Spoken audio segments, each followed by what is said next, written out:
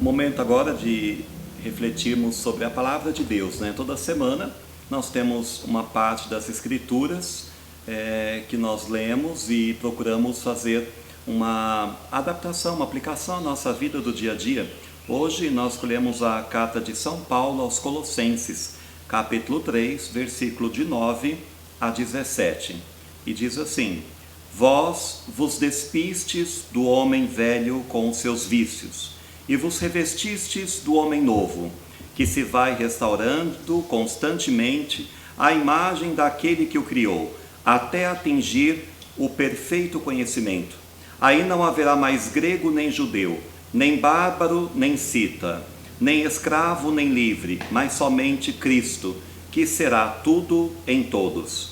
Portanto, como eleitos de Deus, santos e queridos, revesti-vos de entranhada misericórdia, de bondade, humildade, doçura, paciência.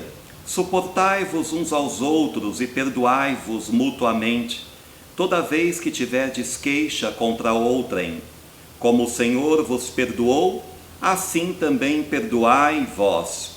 Mas acima de tudo, revesti-vos da caridade, que é o vínculo da perfeição. Triunfe em vossos corações a paz de Cristo, para a qual foste chamados, a fim de formar um único corpo. E sede agradecidos.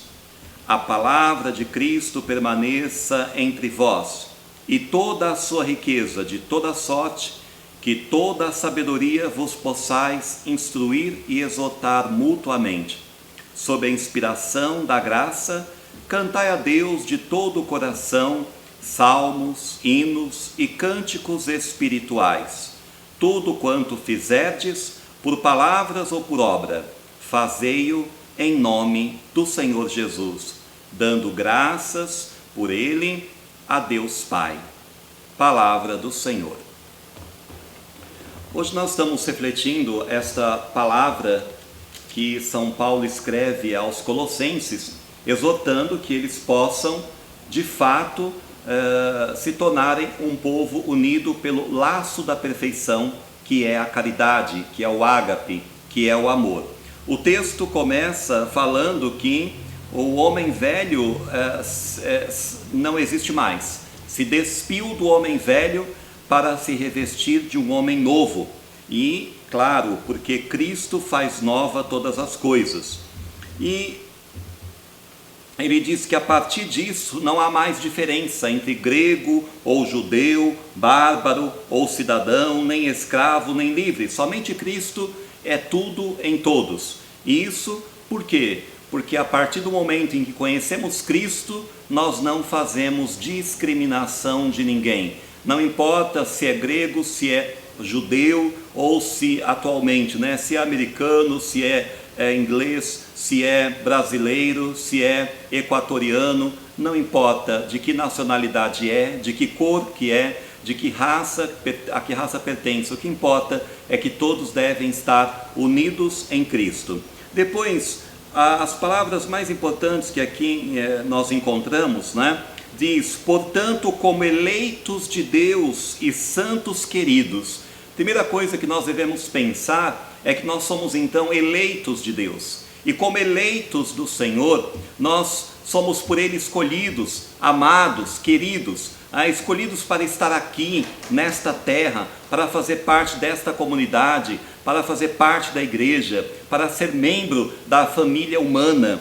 Somos eleitos, significa, você que ouve a palavra de Deus, você que se tornou cristão, saiba que você é um eleito de Deus, porque muitos não conhecem a Cristo. Muitos ainda não conhecem a alegria de ser um verdadeiro cristão. Mesmo que já tenham ouvido falar de Jesus Cristo, mas ainda não se converteram verdadeiramente. Mas aqueles que são eleitos conhecem realmente o seu Senhor. E nós, diz São Paulo aos Colossenses e também a cada um de nós neste momento, que nós somos os eleitos de Deus e santos queridos. Por isso ele diz: revesti-vos de entranhada misericórdia, de bondade, humildade e doçura.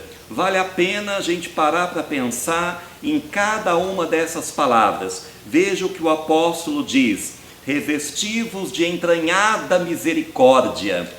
Significa que a nossa misericórdia deve vir lá das nossas entranhas, deve vir da nossa alma, deve vir do profundo do nosso ser, uma misericórdia cuja origem é o próprio Deus, o Deus misericordioso. Então, quando nós ouvimos esta palavra, nós pensamos num mundo que está tão cheio de falta de caridade, de falta de amor, de falta de misericórdia, falta de respeito, um mundo cheio de violência, pessoas que se odeiam, pessoas que não se perdoam, pessoas que atacam umas às outras, pessoas que se criticam, pessoas que zombam umas das outras, pessoas que fazem bullying, como se diz hoje em dia, pessoas que prejudicam o outro, pessoas que roubam, pessoas que matam, pessoas que não têm esta misericórdia. E o apelo do apóstolo aos colossenses e também a nós é nos revestir de entranhada misericórdia,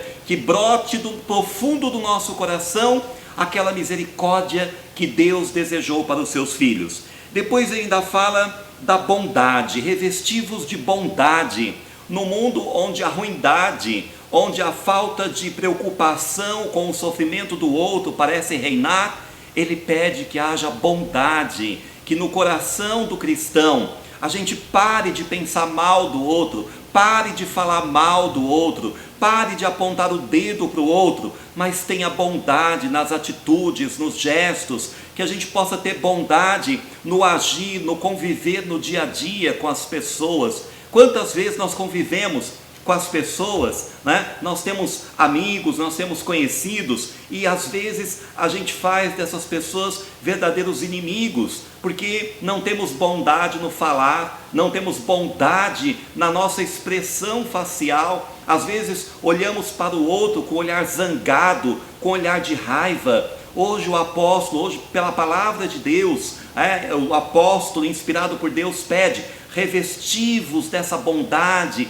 porque Deus é bom, sede bom como Deus é bom. Depois ele ainda diz, revesti-vos de humildade. E veja bem, humildade, Humildade é algo que hoje é muito difícil falar de humildade, porque a soberba parece reinar na sociedade. Todo mundo quer ser grande, cada um quer ser maior que o outro, as pessoas não querem ficar por baixo, Quando recebem uma ofensa, ofendem mais ainda. Quando recebem uma palavra difícil, parece que querem atacar ainda mais, E hoje o Senhor está falando para se revestir de humildade.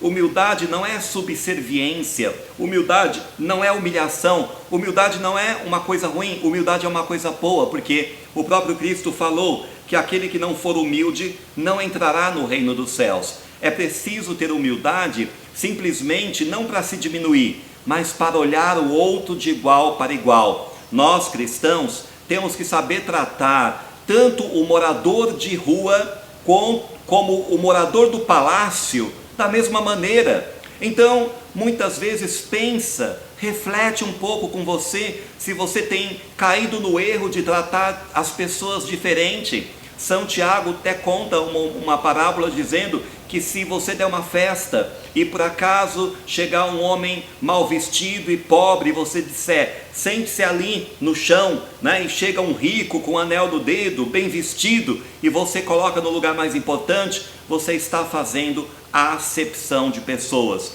Então hoje o Senhor está dizendo, ter humildade significa tratar todos como os nossos iguais, semelhantes, tratar com equidade aqueles que precisam da nossa atenção, do nosso carinho. Mas ainda ele fala também da doçura. Quantas pessoas parecem que vivem amargas, Você conhece pessoas que você conversa dia a dia e elas parecem que são amargas, não tem alegria, não conversam, não tem gentileza, Eu conheço algumas pessoas que olham para o marido sempre com a cara feia, Nunca dão um sorriso, e vice-versa. E pessoas que existem à nossa volta com aquelas caras, sempre amarradas, emburradas, como a gente costuma dizer. E a palavra de Deus hoje nos fala para nos revestir também de toda doçura. doçura no agir, doçura nas nossas atitudes, doçura na nossa forma de pensar, porque tudo começa no pensamento e depois sai pela boca e pelas nossas atitudes. Então, meu irmão, minha irmã, pensa se você tem sido doce no contato com o outro, se você tem tido essa doçura, se você tem sido carinhoso, se você tem dado carinho às pessoas, até com a forma como você conversa com elas, pelo toque que você também, a forma como você cumprimenta, não é? Se tem ali bondade, doçura, se tem carinho. Depois ele diz ainda uma virtude muito importante, a virtude da paciência.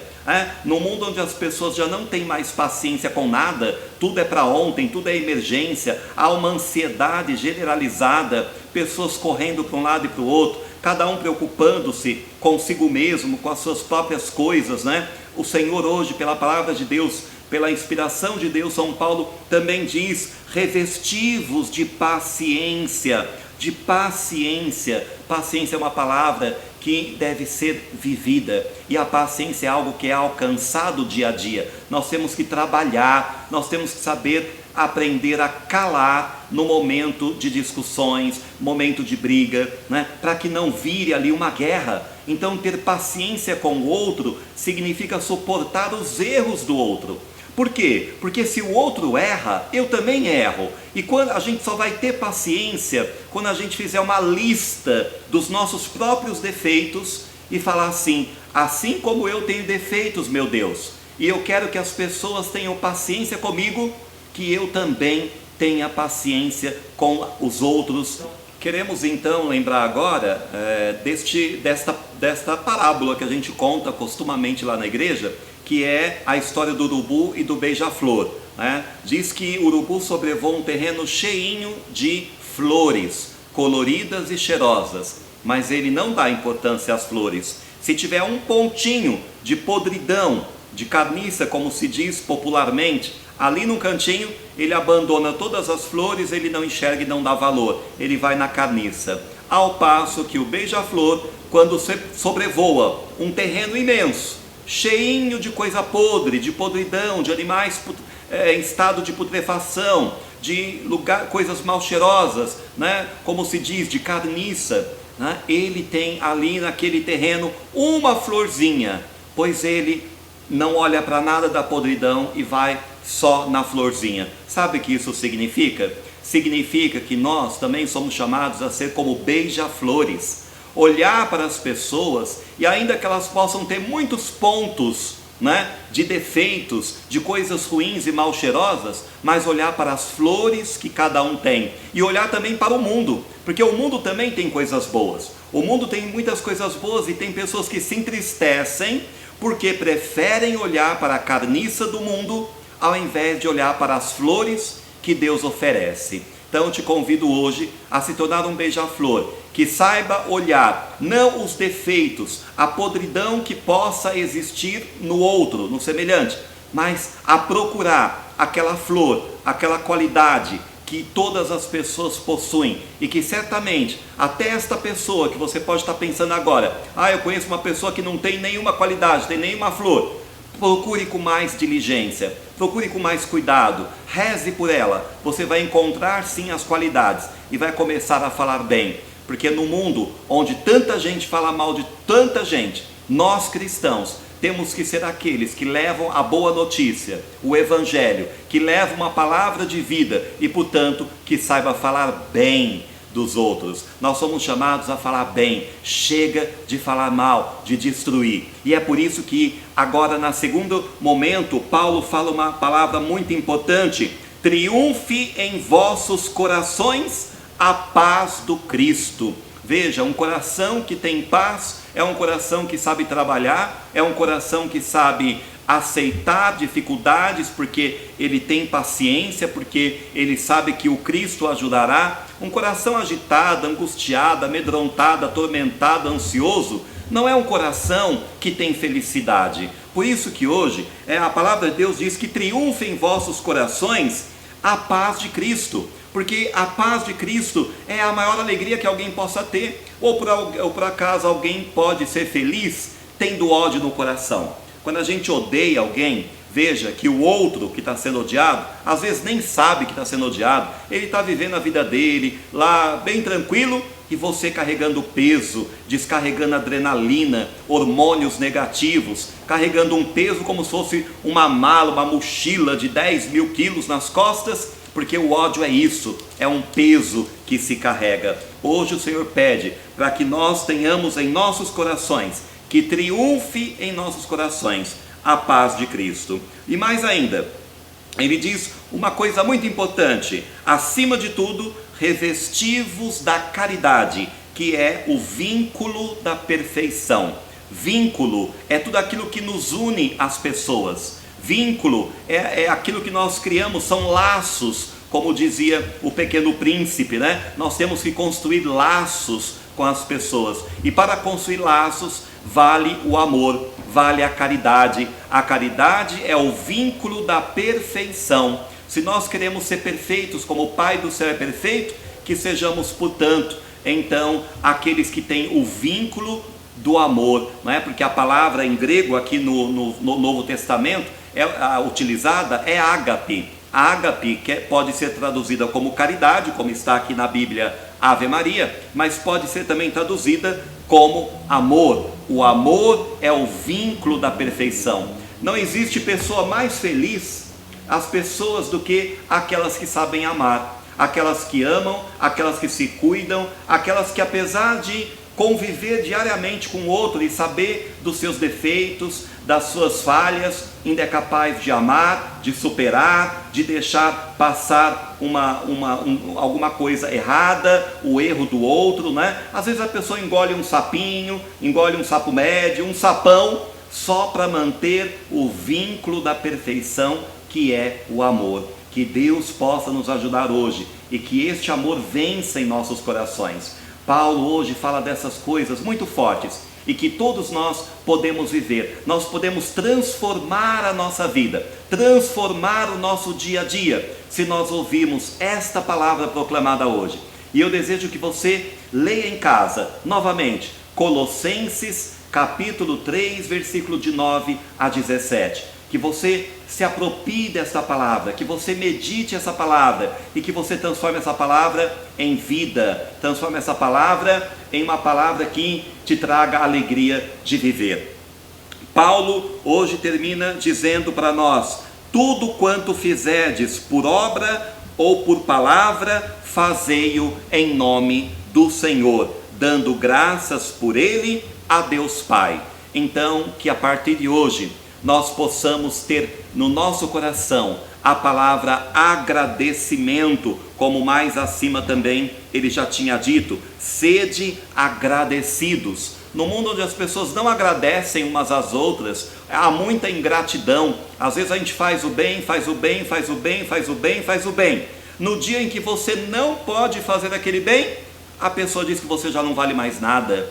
Não, nós temos que ser agradecidos, agradecer a Deus pelo sol que brilha, pela roupa que temos, pela comida que nos alimenta, pela casa que nos abriga, pelos amigos que nos cercam, agradecer pela família, pelo trabalho que temos. Vamos agradecer, porque quanto mais agradecemos, mais alegria há no coração. Quando nós olhamos para o mundo e vemos nele coisas que Deus criou e colocou à nossa disposição, e que nós entendemos que devemos agradecer, então o nosso olhar vira o olhar do beija-flor e a nossa alegria se torna maior, a nossa alegria se torna, como diz Jesus, uma alegria plena, porque é a alegria que brota dele. Que Deus nos ajude hoje a refletir então esta mensagem que Deus traz para você, que você possa ler novamente em casa, como eu já disse, repito novamente, né? Carta de São Paulo aos Colossenses, capítulo 3, versículo de 9 até 17. Que Deus abençoe e que possamos colocar em prática em nossa vida,